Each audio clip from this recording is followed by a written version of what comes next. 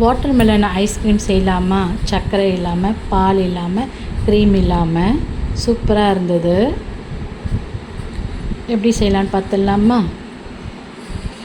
வாட்டர்மெலனை cut பண்ணி ஒரு over night freeze பண்ணால் இப்படி தட்டினீங்கன்னா கல் மாதிரி இருக்கும். இதை நம்ம தேங்காய் திருவுறலை எடுத்து நல்லா திருவிக்கலாம். அப்படியே பூ போல் நல்ல பஞ்சு மாதிரி வருது. தொட்டு பார்க்கும்போதே ஏதோ பனிக்கட்டியை தொட்டு பார்க்குற போல் இருந்தது. செம சூப்பராக இருந்தது. இந்த லீவில் பசங்களை சமாளிக்கிறதுக்கு எப்படியெல்லாம் நம்ம பண்ணுறோம் பாருங்களேன். ரொம்பவே நல்லா இருந்தது. அவங்களையும் இந்த வேலையை பண்ண விட்டுருங்க. லீவு சூப்பராக போகும்.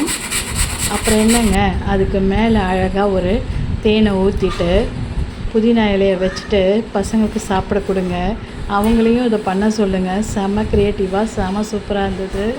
இந்த வெயில் காலத்துக்கு சும்மா குளு குளுன்னு ஜிலு ஜிலுன்னு இருக்குது. ட்ரை பண்ணி பாருங்களேன்.